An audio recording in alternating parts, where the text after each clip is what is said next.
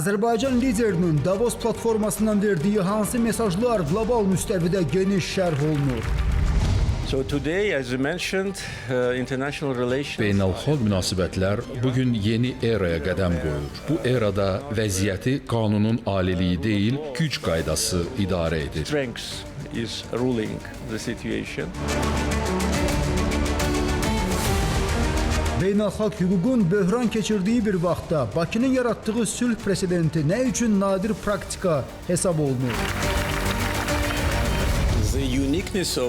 Həmin sülh sazişinin nadirliyi ondan ibarətdir ki, o son qanlı toqquşmadan sonra 2 ildən az müddətdə paraflandı. Sənaye parklarının fəaliyyəti qeyri-neft sektorunun inkişafında, ixracda və məşğulluğun artırılmasında mühüm rol oynayır.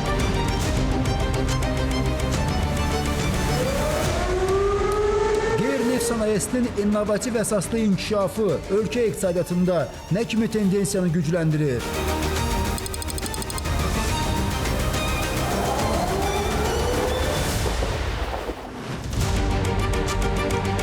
Yola saldığımız ticarət həftəsi neft qiymətləri $70 səviyyəsinə çatdı. Geosiyasi risklərin artması bazarlarda gərginliyi yüksəltdi. Qlobal iqtisadi dalğalanmaların mənfi təsirlərindən Azərbaycan necə sığortalanır? Ölkələr üçün strateji sərvət, bazarlarda qiymətləri hər gün dəyişdirən və gündəlik həyatımıza birbaşa təsir edən resurs. Bəs ölkə yaşıl enerji hədəflərinə hansı strategiya ilə transformasiya edir?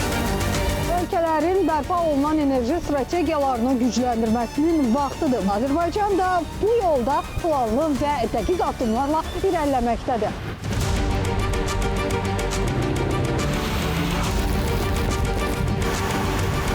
Kocaman televiziyamız gəlir, Bəs Qarabağ və Şərqi Zəngəzura böyük qaydış hansı templərdə gedir? İlahimin şükür, torpağımıza qayıtmışıq. Çox sevindim çünki çox dəyişiklik olub, gözəllik yaranıb. Vaşinqtonla Tehran arasında kritik gərginlik aradan qalxacaqmı?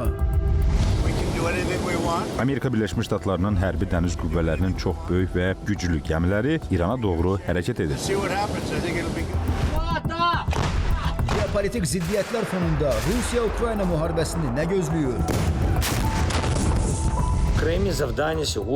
Cümə gecəsindən bəri demək olar heç bir vilayətlərimizdə enerji obyektlərinə zərbələr endirilməyib. Yalnız Donetsk vilayəti istisnadır.